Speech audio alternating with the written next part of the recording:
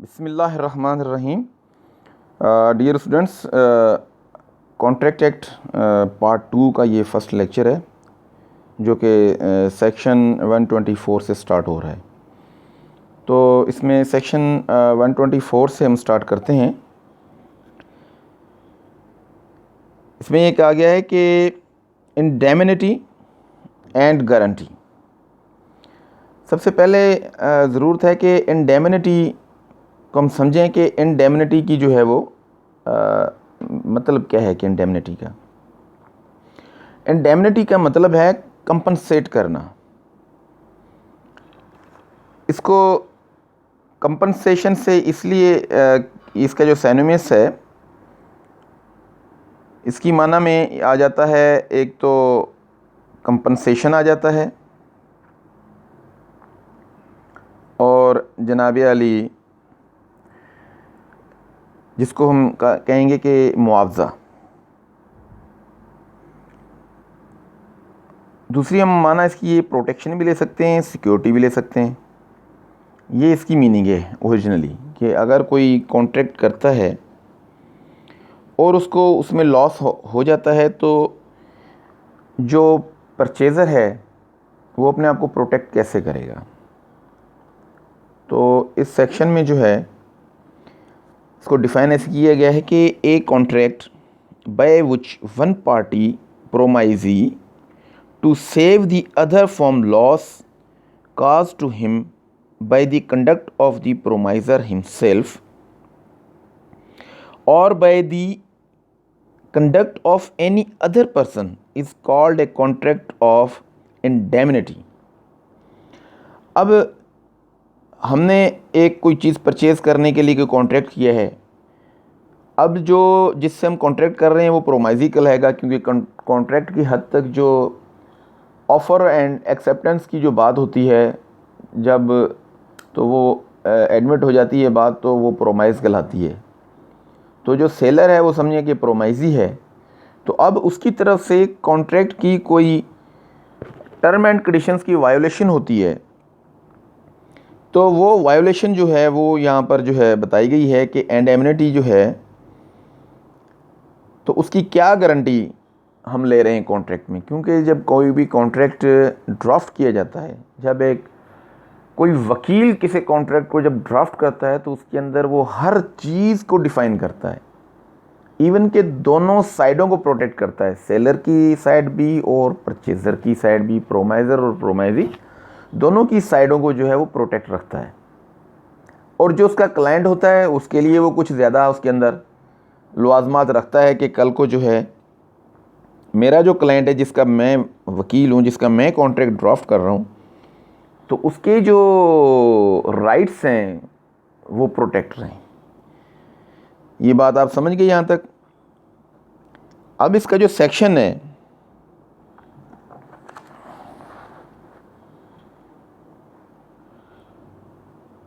One 125 rights of the indemnity holder when used. अब जो indemnity holder है मतलब क्या है कि जिसने गारंटी ली हुई है तो उसके जो हैं क्या हकूक़ हैं, और व्हेन स्यूड, और जब वो केस वगैरह कोई दाखिल करता है, जब उसके राइट्स जो हैं डिमोलिश होंगे दूसरी साइड से, तो वो जब वो उसमें मतलब है केस वगैरह वो दाखिल करेगा, तो ये उस बात को डिस्कस किया गया है। The promisee in a contract of the indemnity acting when the scope of his authority is entitled to recover from the promiser। अब क्या प्रोमाइजी से जो उसने अपनी जो कॉन्ट्रैक्ट ऑफ इंडेमनिटी किया हुआ है, अगर उससे कोई लॉस आ जाता है तो उसको वो कैसे रिकवर करेगा, इस बात को जो है यहाँ पर डिस्कस किया गया है। अब इसमें नंबर 1 है कि all damages when he may be compelled to pay in any suit in respect of any matter to which the promise to indemnity applies। अब जब indemnity, compensation, security, surety, whatsoever आप इसको जो भी कह लें, वो जब अप्लाई होगी तो जो भी डैमेजेस होंगे परचेज़र के, जो भी परचेज़र या सेलर बोथ ऑफ कोई भी अगर वायलेट करता है तो दूसरी पार्टी जाएगी, लाजमी केस दाखिल करेगी उसके ऊपर। तो इसको यहाँ पर सूट को जो है वो डिफाइन किया गया है, कंपेल टू पे in any suit in respect of any matter. अब उसमें कोई भी अगर कोई इशू आ जाता है तो वो उसके ऊपर सूट दाखिल कर सकता है, उसको कोई मना नहीं है। सिविल प्रोसीजर कोड के तहत वो जो है सिविल कोर्ट को अप्रोच कर सकता है अपनी जो है इंडेमनिटी को प्रूव करने के लिए और अपना जो है डैमेजेस वसूल करने के लिए। नंबर 2 है all cost when he may be compelled to pay in any such suit if, in bringing or defending it, he did not contravene the orders of the promisor and acted as it would have been prudent for him to act in the absence of any contract of indemnity, or if the promisor authorized him to bring to defend the suit। अब अगर हम इसको इस तरह से देखें कि अब एक उसने जो एक अलग से होती है कॉस्ट की, जहाँ पर बात आ जाए, कॉस्ट का मतलब ये नहीं कि कीमत, कॉस्ट का मतलब होता है कि उसने जो उसे लॉसेस हुए हैं उसके ऊपर जो उसके खर्च अखराजात हुए हैं वो उसकी बात कर रहा है कि लाजमी बात है कि वो जो इन चीज़ों की लिए मजबूर हुआ, कोई केस लेकर आया या किसी केस को उसने डिफेंड किया, जो भी कंट्रावेंस ऑर्डर हुए इन बिटवीन, फिर वो डिफेंडेंट साइड से हुए हों या वो प्लेंटिफ साइड से हुए हों, व्हाट्सएवर जो भी है, तो उसके अंदर जो है जब ये बात आ जाती है तो उसने जो है कॉन्ट्रैक्ट इंडेमनिटी फिर वो मौजूद है या नहीं है, इसकी भी बात कर रहा है यहाँ पर। जो ऑथोराइज़ है सूट लाने का वो लाएगा, और जो अदर पार्टी होगी लाजमी बात है कि उसने उसका जो है लाजमी तौर पे कॉस्ट जो है वो उसकी है जो वो उसने पे करनी होती है। इसको हम इस तरह से कह सकते हैं, इसकी उर्दू कैसे समझ सकते हैं कि वो तमाम अखराजात जो वो इस तरह के किसी भी सूट में अदा करने पर मजबूर हो सकते हैं, अगर वो लाने या इसका दफ़ा करते हुए इसने वादा कंदा के अहकामात की खिलाफ वर्जी ना की और अमल किया, क्योंकि इसकी अदम मौजूदगी में इसके लिए काम करना मुआवजे का कोई मुआहदा या इसके दफ़ा के लाने का अख्तियार हो। ठीक है, ये हो गया नंबर 2। और नंबर 3 कहता है कि all sums which he may have paid under the terms of any compromise of any such suit, if the compromise was not contrary to the orders of the promiser and was one which it would have been prudent for the promisee to make in the absence of any contract of indemnity, or if the promiser authorized him to compromise the suit। अब इसको अगर हम explain कर लें थोड़ा सा, तो वो ये है कि वो तमाम रकूम जो इसने ऐसे किसी भी मामले में किसी समझौते की शराइत के तहत अदा की होंगी, अगर समझौता किसी के अहकामात के मुनाफी ना होता और ये वो रकम थी जिसमें ये वादा करना उसके लिए मोहतात होता, मुआवजे के किसी मुआहदे की अदम मौजूदगी या के मामले में समझौता करने का अख्तियार देता।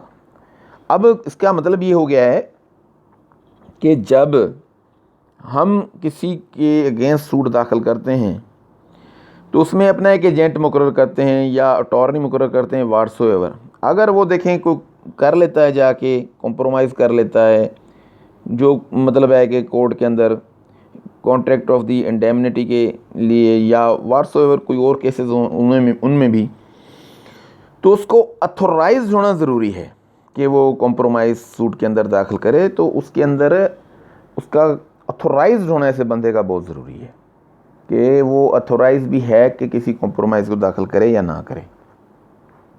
ये चीज़ यहाँ पर सर डिस्कस हो गई।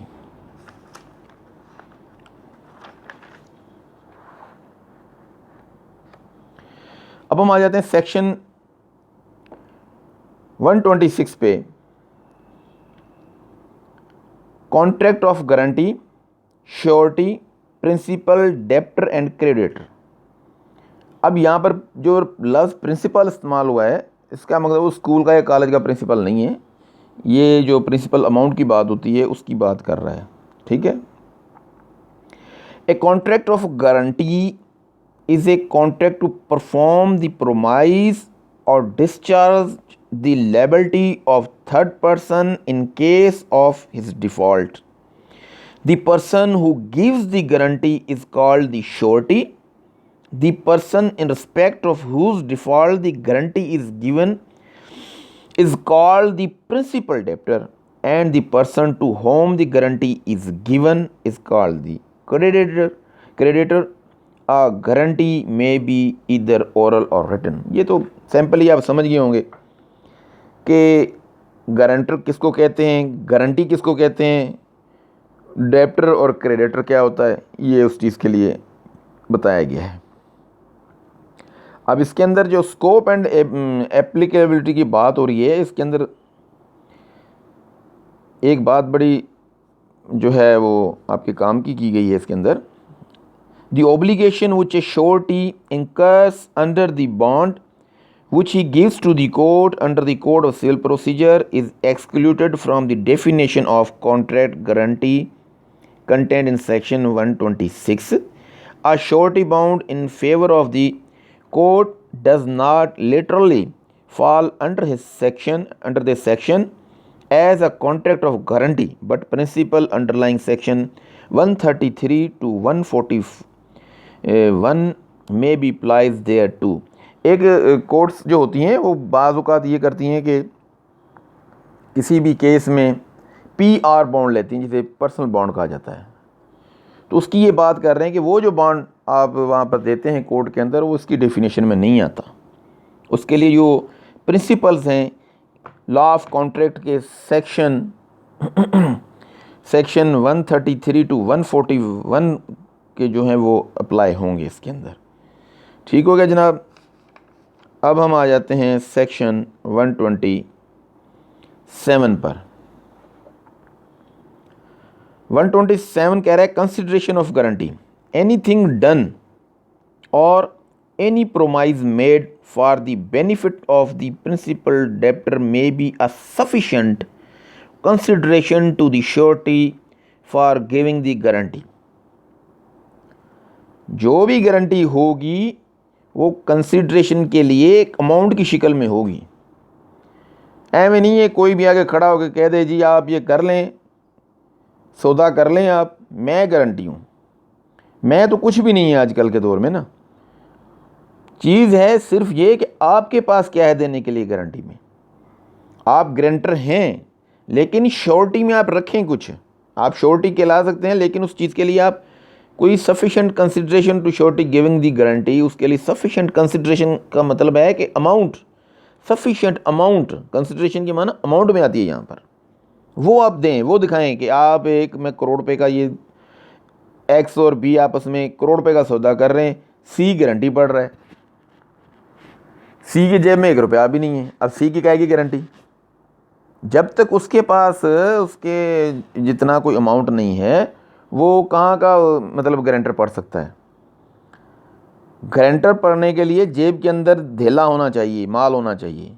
तो चीज़ ये है कि गारंटर भी वही पढ़ सकता है जिसकी अपनी कोई वैल्यू हो, कुछ हो उसके पास। ठीक है जनाब।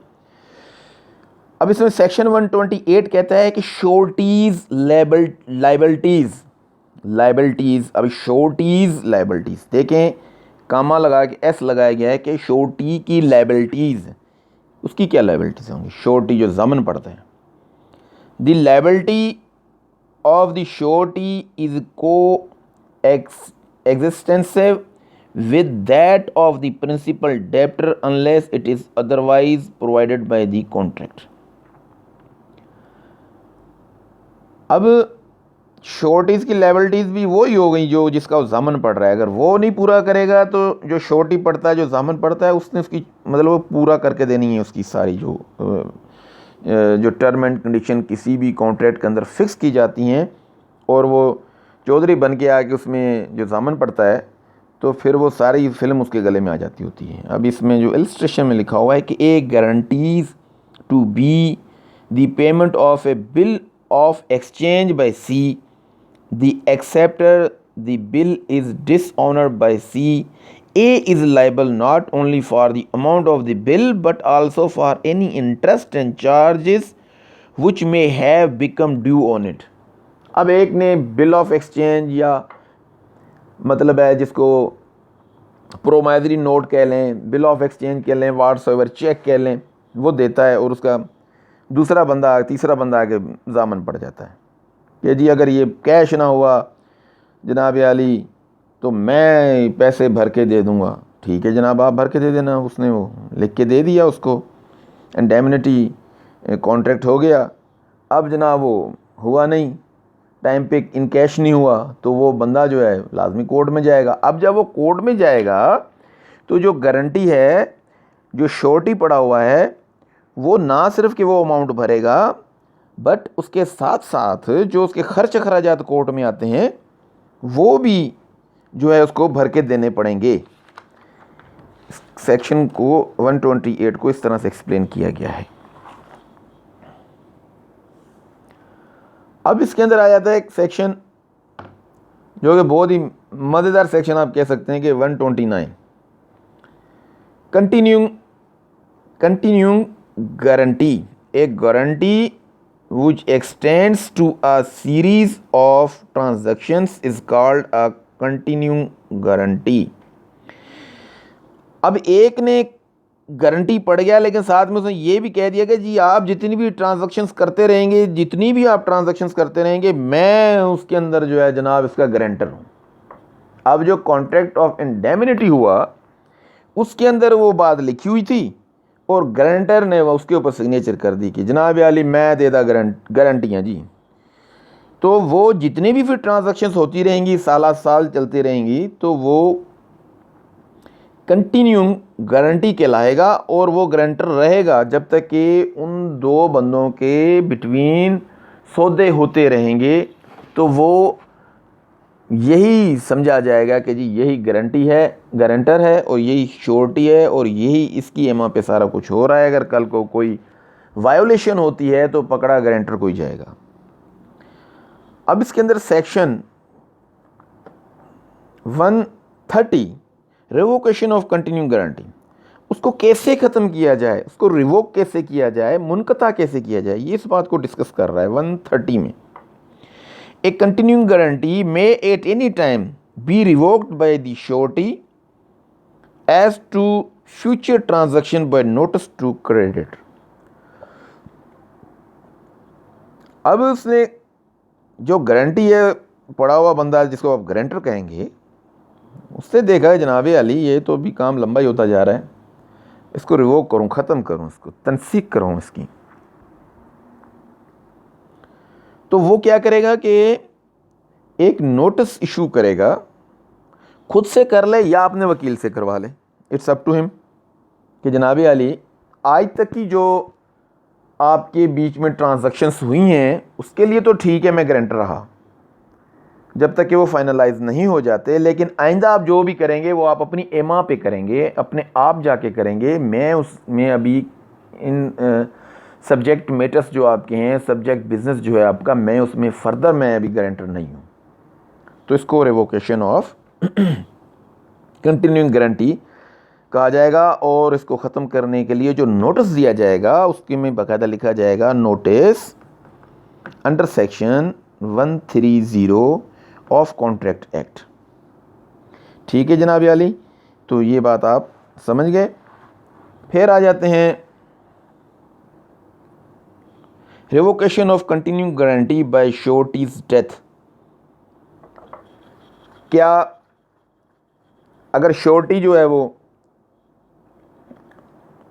एक हो रहे हैं एग्रीमेंट्स, उसमें जो इंडेमनिटी कॉन्ट्रैक्ट है उसके अंदर ये बात लिखी हुई कि यही हमारा गारंटर रहेगा। अब जनाब वाले गारंटर साहब जो है ना वो आ जाते हैं कोरोना की लपेट में और गुजर जाते हैं। तो उसके लिए ये कहते हैं कि the death of the surety operates in the absence of any contract to the contrary as a revocation of a continuing guarantee so far as regards future transaction. समझ गए कि जब गारंटर नहीं तो गारंटी का एक ही वाली बात है, तो वो रिवोक्ड हो जाएगा।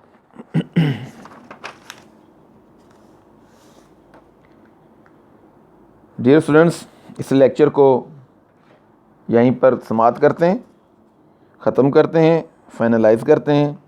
सेकंड लेक्चर जो है वो हम स्टार्ट करेंगे जो है सेक्शन 132 से इंशाअल्लाह अज़ीम नेक्स्ट लेक्चर में। तब तक के लिए अल्लाह हाफ़िज़। अल्लाह ताला आप सबको खुश रखे।